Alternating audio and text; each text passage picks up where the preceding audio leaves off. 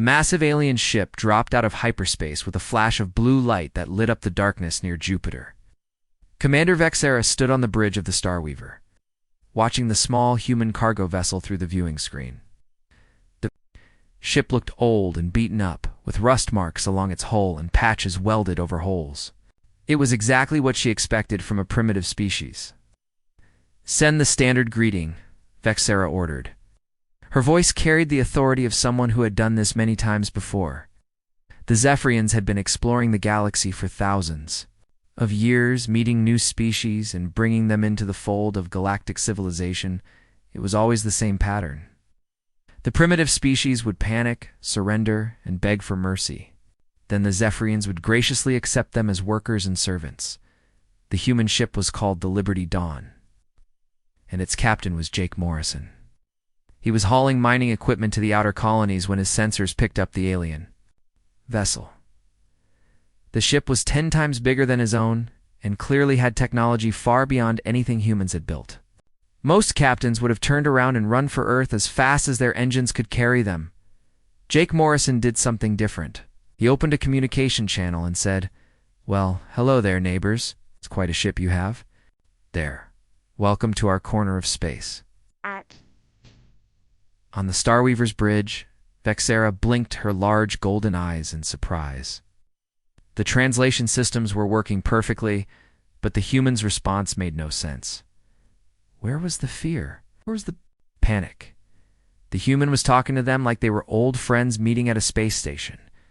"This is Commander Vexera of the Zephyrian Galactic Council," she announced in her most official tone. "Your species has been selected for integration into galactic civilization. Prepare to be boarded for inspection and classification." "Dake!" Morrison laughed. It was a warm, friendly sound that confused the aliens even more. "Well, that's mighty kind of you to offer, but we're doing just fine on our own. How about you folks come over to my ship for coffee instead? My engineer makes the best coffee this side of Mars." The aliens exchanged confused looks. This was not how first contact was supposed to go. The human should have been terrified and begging for mercy, not offering them drinks. "You do not understand," Vexera said, her voice growing stern. "This is not a request. It is an order. Submit to our authority or face the consequences." Jake Morrison's voice remained calm and friendly. "I understand you think you're in charge here, but this is human space. We don't take orders from folks. We just met. Now, if you want to visit and have a nice chat about trade or something, that's fine. But if you're looking for trouble, you might want to reconsider." Chief Engineer Lisa Banks was listening to the conversation from the engine room. She had been working on the Liberty Dawn for 5 years and knew every bolt and wire in the ship. When the alien vessel appeared, she had immediately started checking their systems and weapons. What she found made her shake her head in amazement. "Captain," she called over the intercom, "these aliens have some fancy technology, but their weapons are designed for show more than fighting. They're probably used to scaring people into giving up without a fight." Jake Morrison smiled. "That's what I figured. These folks have been bullying their way around the galaxy for so long, they forgot how to actually fight." Lieutenant Commander Ryan Foster was the ship's tactical officer, which was a fancy way of saying he was in charge of the weapons and defense systems. He had been a Marine before joining the merchant fleet, and he knew how to read a situation. The alien ship was big and impressive, but it was also slow and clumsy. Their weapons were powerful, but not very accurate. Sir Ryan said quietly, "They're positioning themselves to disable our engines. Should I power up our defenses?" Jake Morrison nodded. "Do it quietly. Let's not give them any more surprises than we have to." Vexera was growing frustrated. The human ship should have surrendered by now. Instead, they were continuing to act like they were equals. She decided to demonstrate Zephyrian's superiority by disabling the human ship's engines. A few minutes without power would teach them respect. "Fire a low-power beam at their engine section," she ordered, "just enough to shut them down and show them we mean business." The energy beam lanced out from the Starweaver and struck the Liberty Dawn's engine compartment. The alien crew watched their screens, waiting for the human ship to go dark and drift helplessly in space. Instead, The Liberty Dawn's engines kept running. The ship didn't even slow down. Lisa Banks had been ready for this. She had rerouted power through the backup systems and shielded the main engines with spare metal plating. The alien beam hit the shields and scattered harmlessly into space. "Captain," she called cheerfully.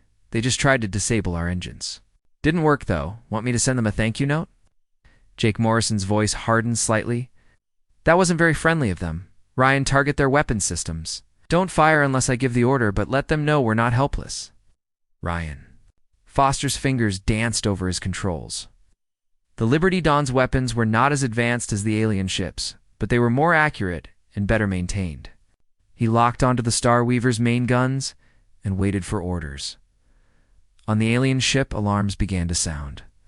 The tactical officer reported that the human vessel had just painted them with targeting lasers. Somehow, the primitive cargo ship had weapons that could threaten their mighty warship. "Impossible," Vexera muttered. "They are primitives." "How do they have military-grade targeting systems?"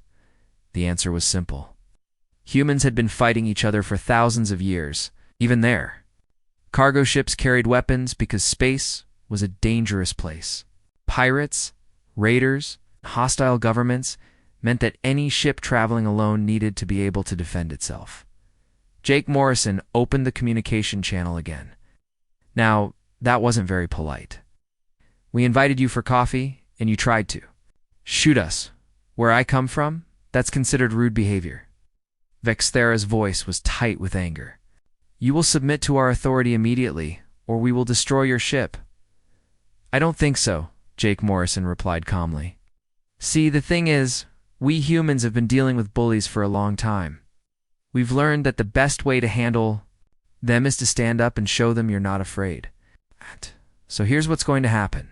You're going to back off and leave us alone, or we're going to have a problem." The alien commander stared at her screen in disbelief.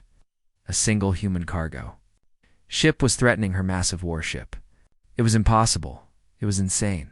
It was also working. "Sir," the tactical officer whispered, "their weapons are locked onto our main guns. If they fire, we'll lose most of our offensive capability." Vexthera realized she was in a situation she had never faced before. The primitive species was not behaving like primitives.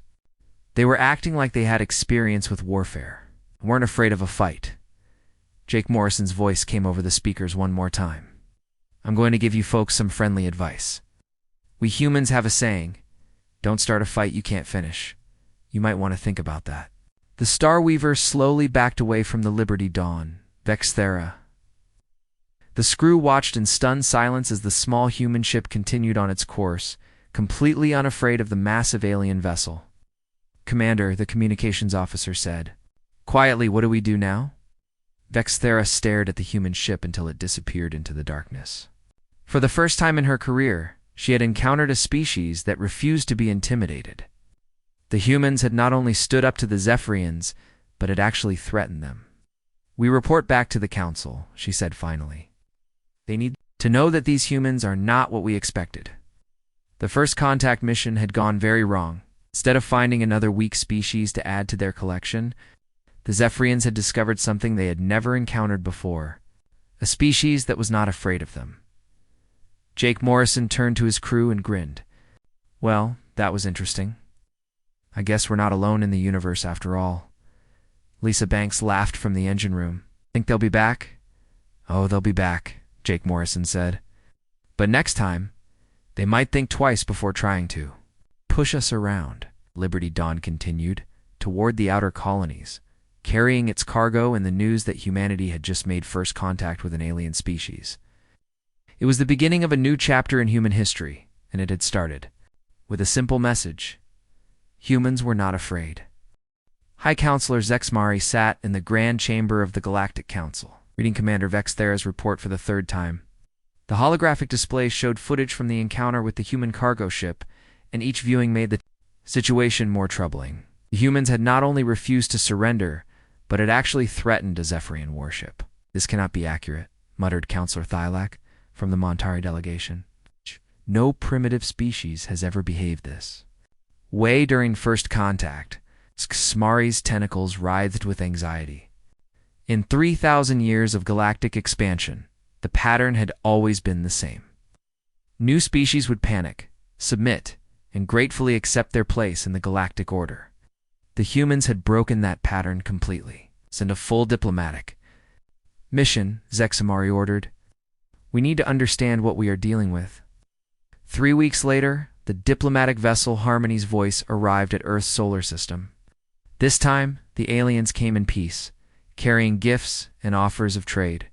They were met by Dr. Alina Rodriguez, a xenobiologist from the research station orbiting Mars. She had volunteered to be part of the first official contact team because she had always wondered if humans were alone in the universe. Dr. Rodriguez brought her colleague Dr. Peter Kim, a planetary scientist who specialized in studying extreme environments. They met the alien delegation at the neutral meeting point near the moon, aboard a specially built diplomatic station that had been constructed in record time after Jake Morrison's report reached Earth. The aliens expected to meet with primitive scientists who would be amazed by their advanced technology. Instead, they found themselves talking to researchers who asked detailed questions about alien science and offered to share their own discoveries. "Your homeworld is quite interesting," said Ambassador Krythan, the lead Zephyrian diplomat. "AR. Sensors indicate it has a very active climate system." Dr. Rodriguez smiled. "Oh yes, Earth keeps us on our toes. We have hurricanes that can level cities, earthquakes that can split continents, and volcanoes that can change the weather for years, not to mention the ice ages every 100,000 years or so." The aliens exchanged worried glances. Their own homeworld was a peaceful place, with gentle weather and few natural disasters. The idea of living on a planet with regular catastrophes was terrifying. "How do your people survive such conditions?" asked Ambassador Chan. Dr. Peter Kim pulled up a holographic display showing Earth's climate data. "We adapt. Humans have lived through ice ages, volcanic eruptions, massive floods, and droughts that lasted for decades. We learned to build shelters that can withstand almost anything nature throws at us." The aliens studied the data with growing alarm. The temperature ranges alone would kill most galactic species. The radiation levels from the sun would cause cancer in beings from gentler worlds. The atmospheric pressure changes during storms would crush many alien life forms. "Your planet is classified as a Class 12 death world by our standards," said Ambassador Krython quietly. "Most species would consider it uninhabitable." Dr. Rodriguez laughed. "Class 12? That's pretty harsh. We just call it home. Sure, it's a little rough around the edges, but it's a beautiful place once you get used to it." The aliens were beginning to understand that they had made a serious error in judgment. These humans had evolved on a world so hostile that most galactic species would die within hours of landing on it. Yet the humans thrived there and considered it normal. "Tell us about your conflicts," requested Counselor Vexnari, who had joined the diplomatic mission to observe the humans firsthand. "Do your people fight among yourselves?" Dr. Rodriguez and Dr. Kim exchanged glances. This was a sensitive topic, but they had agreed to be honest with the aliens about human nature. "We have a long history of warfare," Dr. Rodriguez admitted. "For thousands of years, human tribes and nations fought each other for resources, territory, and ideological differences.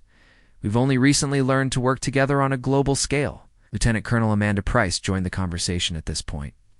She was the military liaison officer assigned to the diplomatic team, and her job was to answer questions about human military capabilities. "Humans have been fighting each other for over 10,000 years, she explained matter-of-factly. "We've developed weapons, tactics, and strategies that most species find difficult to understand. War shaped our technology, our culture, and our way of thinking." The aliens were horrified. Their own species had achieved peace centuries ago and had nearly forgotten what warfare looked like.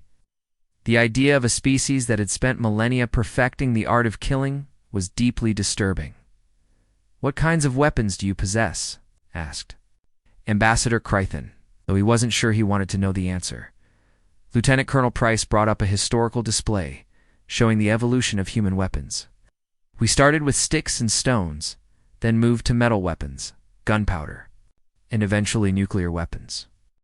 We developed chemical weapons, biological weapons, and electromagnetic weapons. We learned to fight in every environment from the deepest oceans to the highest mountains. The aliens watched in stunned silence as the display showed human conflicts. Throughout history, they saw armies of millions of soldiers, battles that lasted for years, and weapons that could destroy entire cities. Most disturbing of all, they saw that humans had actually used these weapons against each other. "You created weapons that could destroy your own planet," whispered Counselor Vexnari. Several times over, Lieutenant Colonel Price replied calmly, "We had enough nuclear weapons to turn Earth into a lifeless rock. The only reason we didn't use them was because we knew it would mean the end of our species." Dr. Peter Kim added, "The threat of total destruction actually helped us learn to cooperate. We realized that we had to work together, or we would all die together." The aliens were struggling to process this information. They had never encountered a species that had developed such destructive capabilities and then learned to control them. Most species either destroyed themselves or never developed such weapons in the first place. "How do you maintain peace among your people now?" asked Ambassador Twant. Dr. Rodriguez smiled. "We don't, not completely. We still have conflicts, but we've learned to resolve most of them without total war. We have international laws, peace, treaties, and organizations that help prevent major conflicts. But we're still working on it." The aliens learned that human society was incredibly complex. Unlike their own unified galactic government, humans had hundreds of different nations, cultures, and belief systems. They had learned to live together despite their differences. But they still competed with each other in economics, politics, and technology. "Your species is very different from what we expected," admitted Counselor Vexnari. "Most species we encounter are unified under a single government by the time they develop space travel." Lieutenant Colonel Price shrugged. "We're not most species. Humans like to do things our own way. We compete, we argue, we fight, and we make up. It's just how we are." The aliens were beginning to realize that humans were not just another primitive species to be added to their collection. They were something entirely new and potentially dangerous. A species that had evolved on a death world, survived constant warfare, and developed weapons of mass destruction was not something the Galactic Council was prepared to handle. "What are your intentions regarding space exploration?" asked Ambassador. Krythan carefully, Dr. Rodriguez and Dr. Kim exchanged excited glances. "We've been dreaming of exploring the galaxy for centuries," Dr. Rodriguez said. "We've already established colonies on Mars and the Moon, and we're planning missions to the outer planets. Meeting you has shown us that there's a whole galaxy out there waiting to be explored." The aliens felt a chill run through their beings. The humans were not content to stay on their death world. They wanted to expand into space, bringing their competitive nature and military capabilities with them. "We should return to the Council with this information," Ambassador Krythan said quietly to his colleagues. "The situation is more complex than we anticipated." As the diplomatic mission prepared to leave, Dr. Rodriguez made one final comment that would haunt the aliens for weeks to come. "We're really excited about joining the galactic community," she said with a warm smile.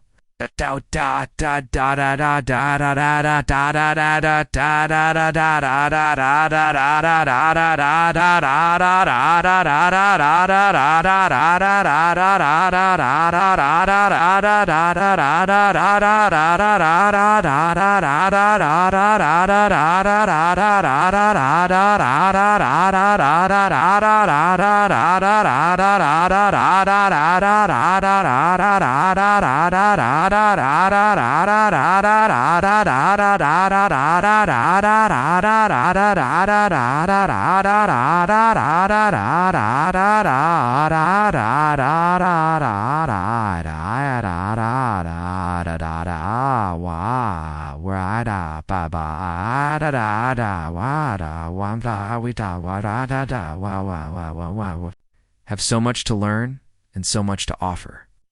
We can't wait to see what's out there among the stars.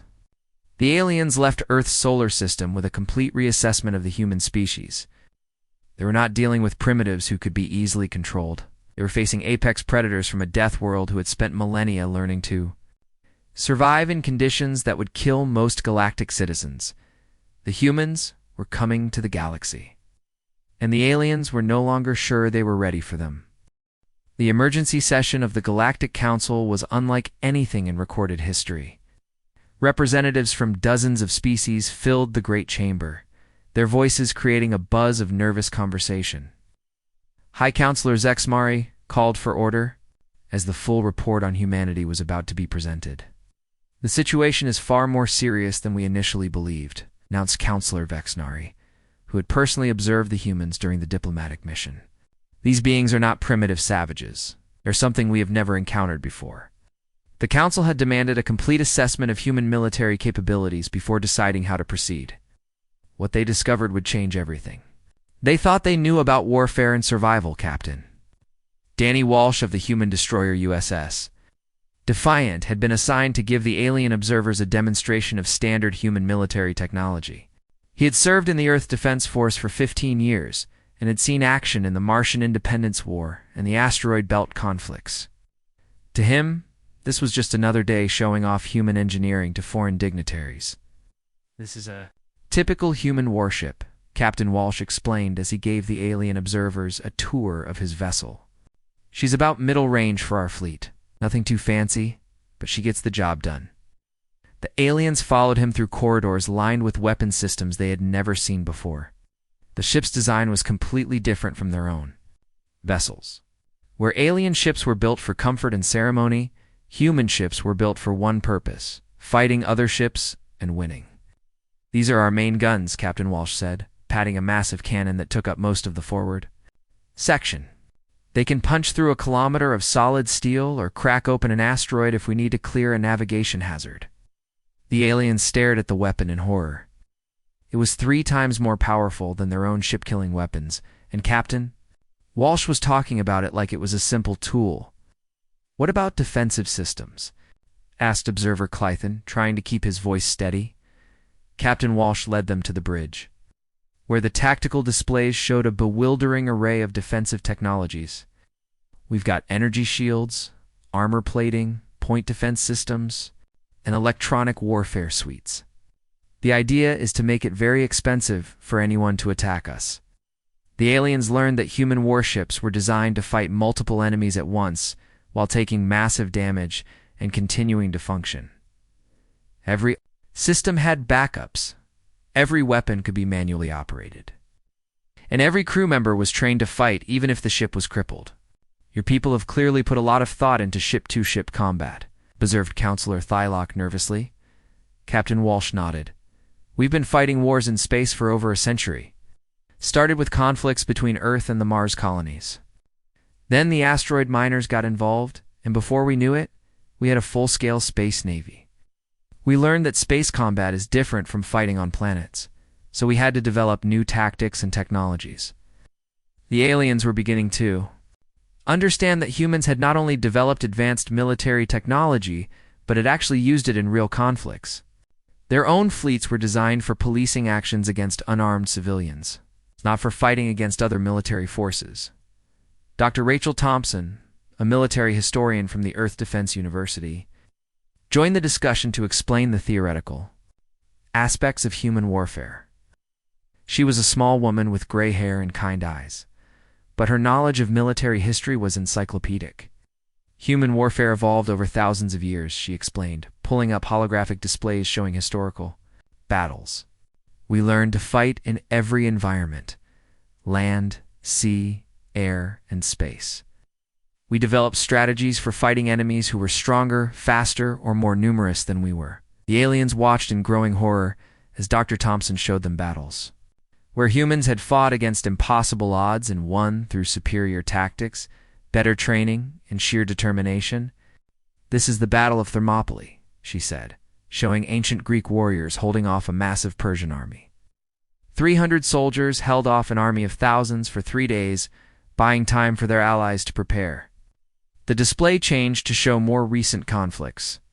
"This is the Battle of Britain, where our pilots fought off an invasion by shooting down enemy aircraft, even when they were outnumbered 10-1. The aliens saw humans fighting in frozen wastelands, burning deserts, and the vacuum of space. They saw soldiers who continued fighting even when wounded, pilots who flew damaged aircraft into enemy targets, and commanders who chose to die rather than surrender. "Your people seem to have an unusual relationship with death," observed Counselor Vexnari quietly. Dr. Thompson smiled grimly. "We don't like dying, but we're not afraid of it either. Humans have always known that some things are worth dying. For freedom, family, home, we'll fight to protect those things even if it means we won't survive." Commander Steve Jackson from the Space Marines joined the discussion to explain human military doctrine. He was a large man with scars on his face and arms, evidence of his combat experience in the Outer Colony Wars. "The key to understanding human military thinking," he said, "is that we always assume our enemies are as smart and dangerous as we are. We plan for the worst-case scenario and then prepare for something even worse." The aliens learned that human military doctrine was based on the concept of total war. When humans fought, they committed every resource, every weapon, and every person to achieving victory. The idea of limited conflict was foreign to them. "We have a saying," Commander Jackson continued. "If you're going to fight, fight to win. If you're not willing to do everything necessary to win, then don't fight at all." The aliens discovered that humans had developed weapons that could destroy entire planets. They had created biological weapons that could wipe out entire species. They had built bombs that could crack continents and poisons that could kill billions. "But you have not used these weapons," said Observer Clythan, hopefully Dr. Thompson. And Commander Jackson exchanged glances. "We've used some of them," Dr. Thompson admitted. "Not the planet killers, but we've used nuclear weapons, chemical weapons, and biological weapons, always against other humans, and always with terrible consequences." The aliens were stunned into silence. The humans had actually used weapons of mass destruction against their own species and had survived the experience. Most species would have destroyed themselves or been so traumatized that they would never fight again. "How do you live with such knowledge?" asked Counselor Vexnari. Commander Jackson's expression grew serious. "We remember. We teach our children about the horrors of war, so they understand the cost of fighting. But we also teach them that some fights are necessary, and when that time comes, we don't hesitate." The aliens began to understand that they were not dealing with a normal species. Humans had developed military capabilities that exceeded anything in the galaxy, and they had the experience and willingness to use them. More importantly, they had learned to control these capabilities without losing their fighting edge. Captain Walsh concluded the demonstration by showing the aliens the human fleet's current disposition of over 2,000 active warships, he said casually, plus support vessels, logistics ships, and colonial defense platforms. "We're not the biggest fleet in human space, but we're probably the most experienced." The aliens realized that the primitive human species had military forces that could challenge the entire Galactic Council. They had ships designed for war, weapons that could destroy planets, and soldiers who were not afraid to die for their cause. "There is one more thing you should know," Dr. Thompson said quietly. "Everything you've seen here is defensive in nature. We built these weapons and trained these soldiers to protect ourselves and our colonies. We've never started a war with another species." The implication hung in the air like a threat. The humans were incredibly dangerous, but they were not aggressive. They would not start a fight, but they were clearly prepared to finish one. Alien observers returned to their ships with a complete understanding of what they faced. The humans were not just another species to be cataloged and controlled. They were apex predators who had learned to work together, and they were looking at the galaxy with the eyes of explorers and potential conquerors. The galaxy was about to change, and the aliens were no longer sure they would like the new order that was coming. The emergency meeting of the Galactic Council lasted for 3 days and 3 nights. Counselor Zexmari paced the chamber floor, while representatives from 50 different species argued about what to do with the humans. The reports from the military demonstration had spread fear throughout the galaxy. "They are too dangerous to be allowed freedom," declared Counselor Thylock, his voice sharp with panic. "A species that has mastered warfare to such a degree cannot be trusted with advanced technology." Counselor Vexnari disagreed. "They have shown no aggressive intentions toward us." Their weapons are clearly defensive in nature. Defensive weapons. That could destroy our entire fleet, countered Counselor Morven from the Altarian delegation. What happens when they decide we are a threat to their expansion? The debate continued for hours. Some species wanted to negotiate with the humans and bring them into the galactic community as equals. Others demanded that humanity be quarantined on their death world before they could spread their violent culture to the rest of the galaxy. High Counselor. Gixmari finally called for order. We must make a decision. The humans grow stronger with each passing day. Our intelligence reports indicate they are already building interstellar vessels based on our technology. The vote was close, but fear won over wisdom.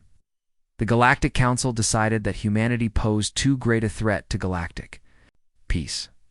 They would launch a preemptive strike to disable human military capabilities and force the species into submission before they could develop. True interstellar travel, Admiral Kexfer was given command of the largest military force in Galactic history. 200 ships from a dozen different species gathered at the staging area beyond Pluto's orbit. It was more firepower than had ever been assembled for a single operation. The humans have impressive technology, Admiral Kexfer told his fleet commanders, but they are still confined to a single solar system. We will overwhelm them with superior numbers and force them to surrender. The plan was simple. The fleet would jump into Earth's solar system simultaneously, surrounding the human homeworld and its colonies. The humans would be given one chance to surrender unconditionally. If they refused, the fleet would systematically destroy their military installations until they had no choice but to submit.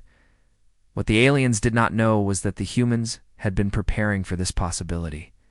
Since the first diplomatic contact, Colonel Lisa Morgan commanded the orbital defense platform New Gibraltar, which had been constructed in secret over the past 6 months. She was a veteran of the Titan mining wars and had spent her entire career preparing for exactly this kind of fight. Incoming jump signatures, reported Lieutenant Commander Alex Turner from the sensor station. Multiple contacts estimate 150 to 200 ships.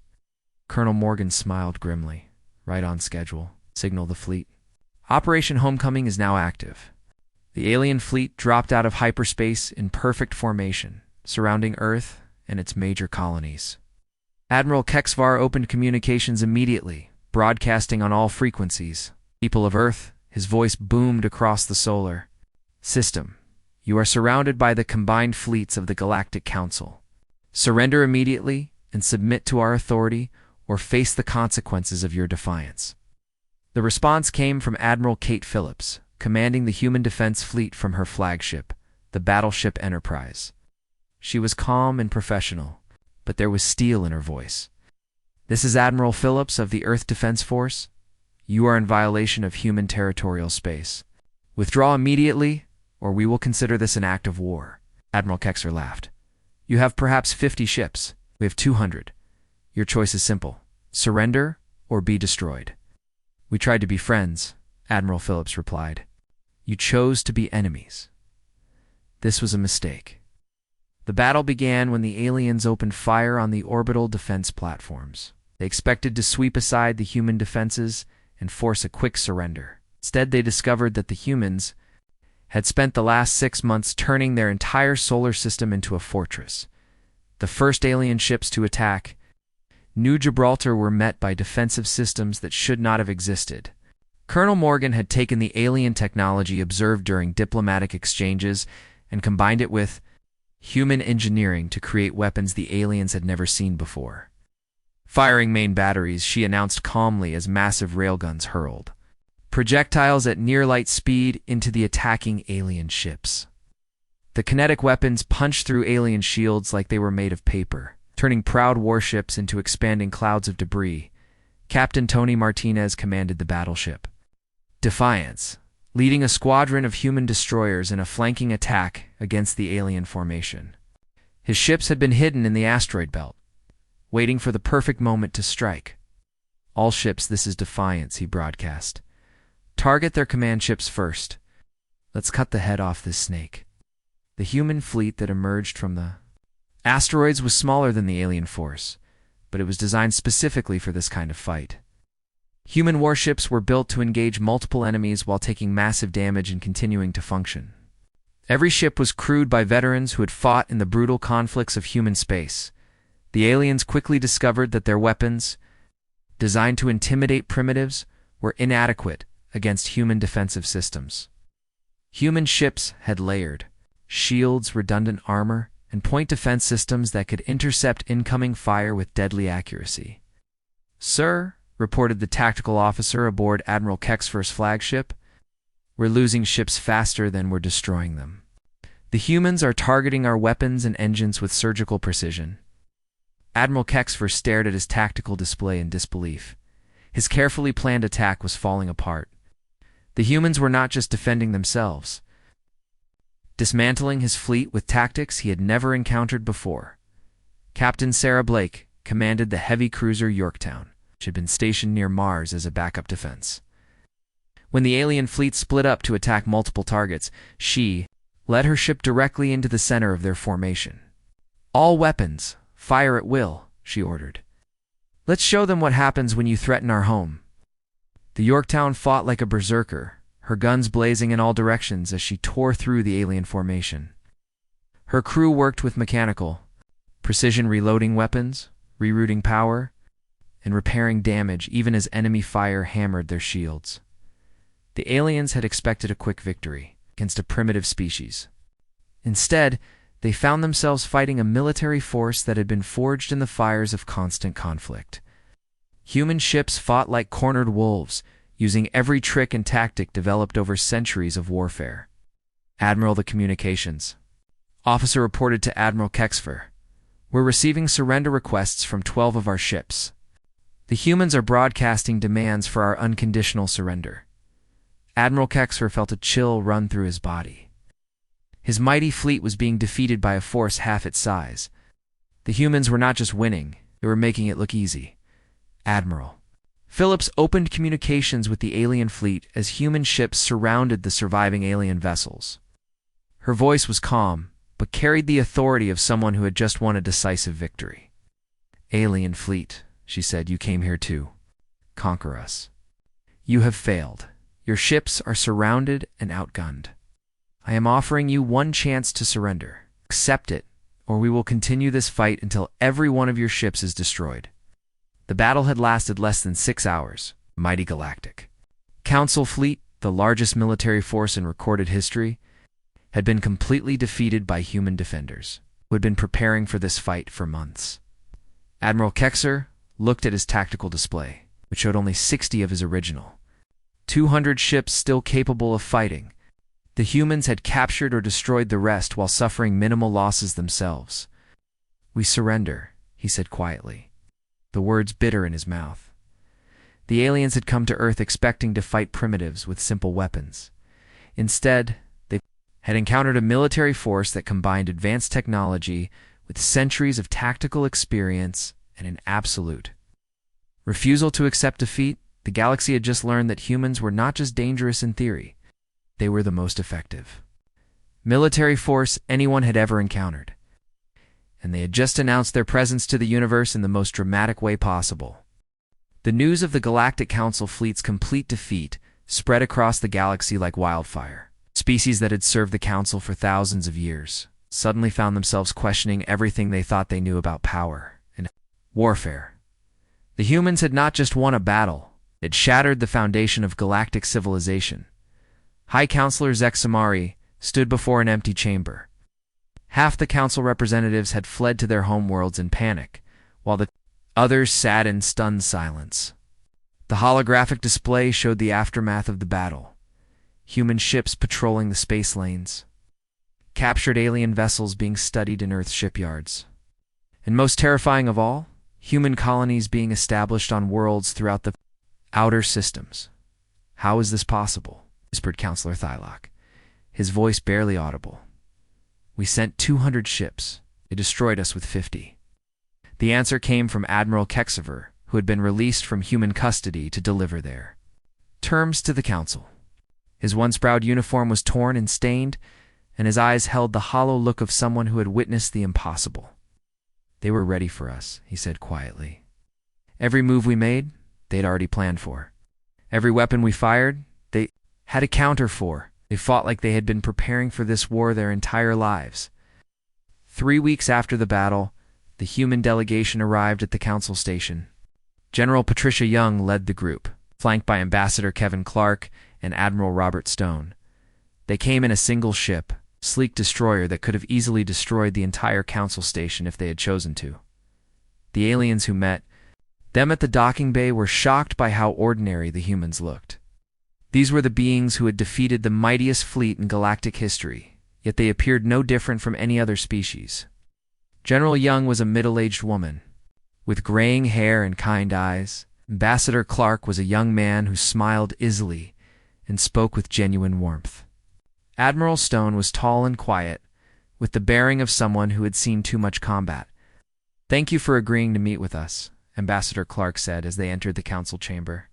"We know this situation is difficult for everyone involved." High Counselor Zexmari struggled to find his voice. "What do you want from us?" General Young stepped forward. "We want what we've always wanted.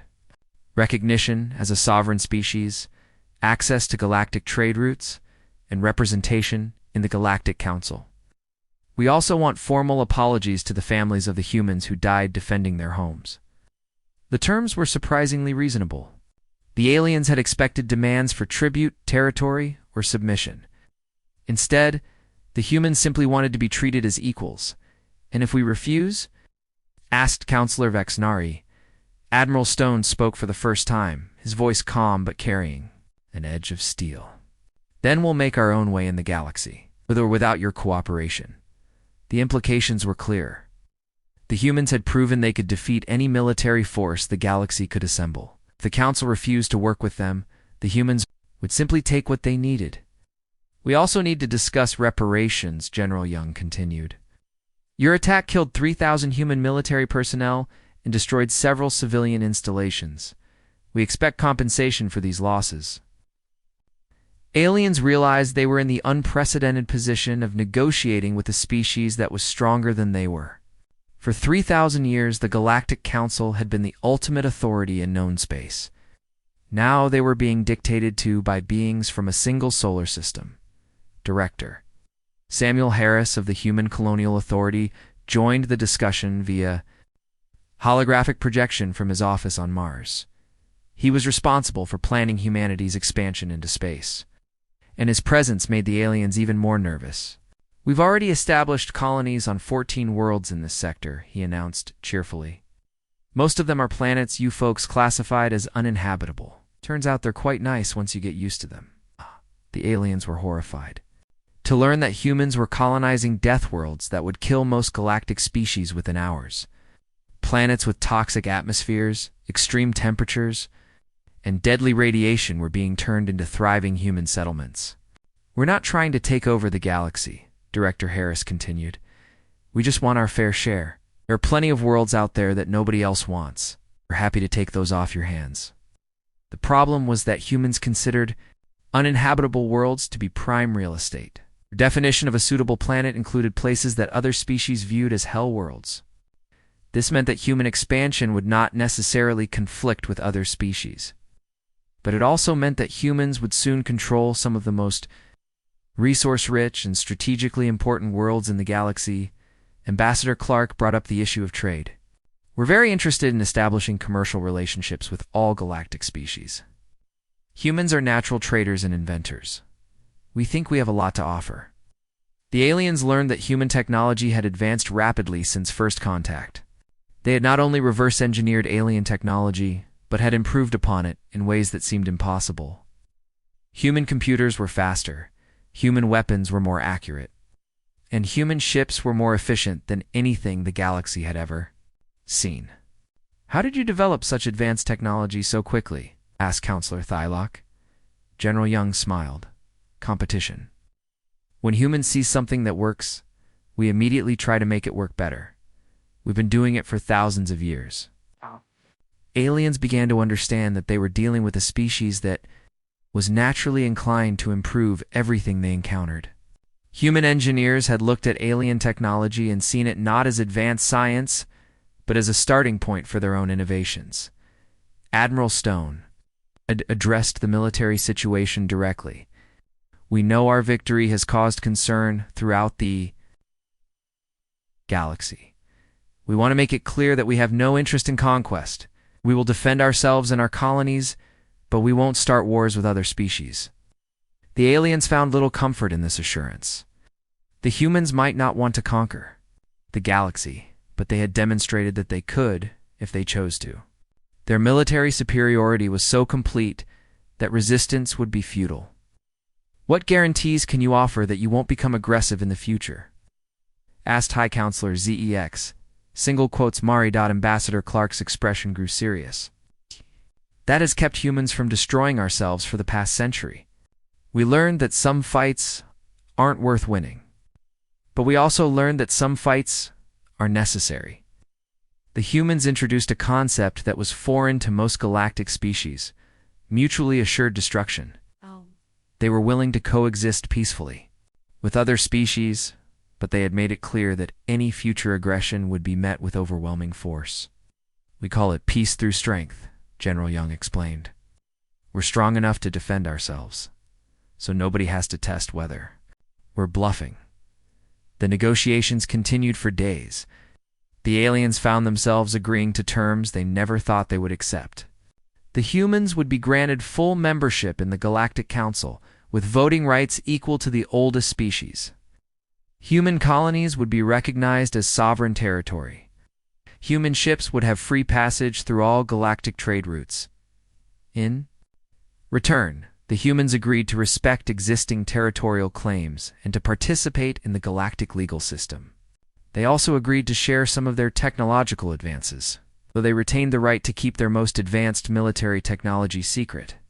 The treaty was signed 3 months after the battle, as the human delegation prepared to leave. Ambassador Clark made one final statement that would be remembered throughout galactic history. "We didn't ask to be alone in the universe," he said.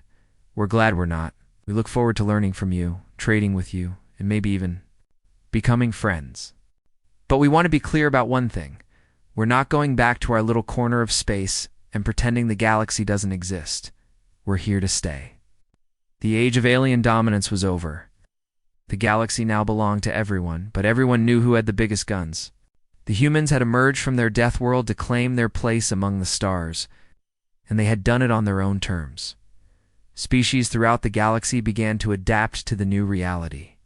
Some embraced the change and sought to build relationships with the powerful newcomers. Others retreated to their homeworlds and hoped the humans would ignore them. But everyone understood that the galaxy had changed forever. The fearsome Deathworlders had arrived, and nothing would ever be the same again.